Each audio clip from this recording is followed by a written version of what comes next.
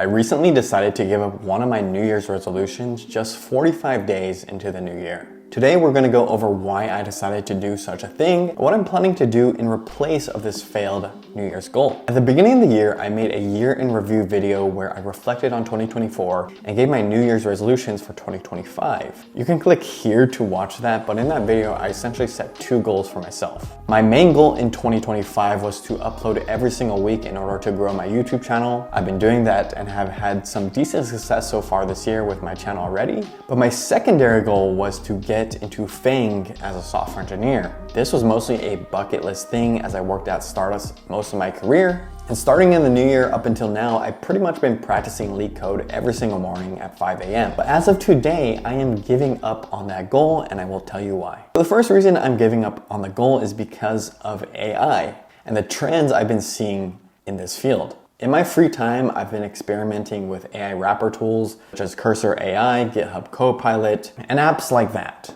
But the big shocking thing that I've been seeing recently is that these AI-powered companies are hitting $100 million of ARR, or annual recurring revenue, with very small teams of less than 50 or even 20 engineers, and hitting that $100 million milestone in less than a year. Some companies have hit it in less than 6 months, which is mind-boggling to me. But anyways, I've been working on a fun little side project myself using AI to replace real estate agents. Here's a quick little demo of this AI-powered chatbot that I built in 3-4 days using Cursor AI.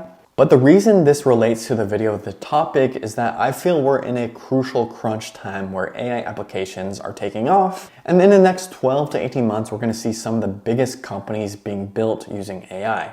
I think there is a couple things going on. Number one, I think there's a ton of disruption going to happen soon. And with disruption comes new players and ability to get new money. Number two, as a software engineer, I always want to keep my skills relevant. I think it's more important to use AI in your workflow and to know how to build these AI wrappers than to know data structures and algorithms. But ultimately, as AI gets better, the AI will help implement the best time and space complexity solutions. And honestly, that's why I'm moving my focus. I want to make sure I stay employable, and I need to have these highly sought after skills in the case that I'm ever to get laid off. The second reason why I quit this goal to get into FAANG is the fact that with AI, I think a lot of companies, especially big tech, will start to downsize. We already see big layoffs happening with Meta laying off 5% of their workforce. Same thing with Cruise laying off 50% of the workforce.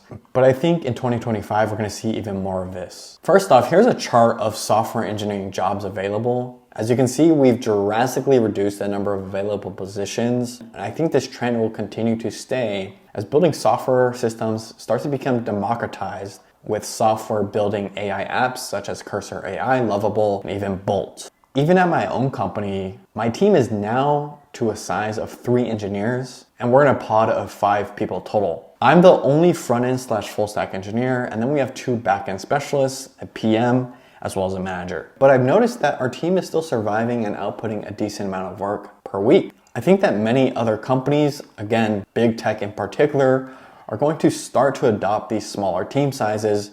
Maybe not to an extreme size of only 3 engineers, but I say maybe 5 engineers max per pod. And since I think there will be more layoffs coming this year, I don't know if it's so wise to switch companies at the moment. I recently got a promotion at my current company, and I'm actually working on a project that is pretty valuable to the company and is a main item on the roadmap. So in terms of job security, I think it's best if I were not to move at the moment. The third reason why I decided to drop my 2025 goal is somewhat related to the first reason, but it's a little bit of a different take. If I were to have an AI side project and it were to take off somehow, the money I'd make with that AI side project will definitely be a lot more than getting into FAANG. For some context, I make over $200,000 as a remote software engineer. And if I were to get into FAANG, I would obviously be making more at probably $250 to $300K with stock, maybe $350K max if I were to get a senior software engineering role, although that's still a pretty damn big pay bump at $100K per year. But if I were to build an AI app with real traction and users, the revenue capture can definitely overshadow that $100K per year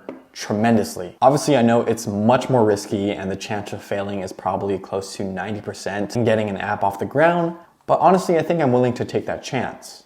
With teams getting smaller and smaller, I can see that at the tail end of AI apps, you can have a $1 to $2 million ARR company with less than 5 engineers. And honestly, I think I want to kind of play in that game where you niche really, really hard down into an industry and become the big player there. And then talking about incremental revenue, I'm blessed to say that since I make 200K, having an incremental increase in salary of 100 to 150K won't really affect my lifestyle significantly. But if I were to build an AI app and that takes off, incrementally making 500K will definitely affect my lifestyle 1,000%. So it's just doing a cost risk analysis with myself. I'm comfortable enough to take the risk and shoot for the moon. So with that being said, again, I will be trying out these AI wrappers and honestly just building an AI app myself. I'm building that real estate focused one just as a hobby and because I already know some people in that network that I can talk to.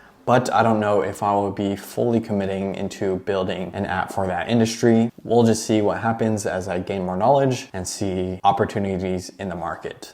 Again, to recap, I just think there are bigger opportunities right now building AI-based applications. I see software engineering as a whole moving that direction. There's just a lot changing in the market right now and that we're in a crucial time to build what you want to build because disruption is happening right before our eyes. That being said, I also might start to change my YouTube channel around. I've been mostly focusing on tech reviews, but I might start to talk about AI in some of these videos or even do some tutorials. I still have my goal in uploading once a week, but obviously the topics might change. Let me know what you think about this decision and whether you think I'm headed in the right direction or not. I would love to get your opinion. I hope you get the bag for yourself and build something you're truly proud of.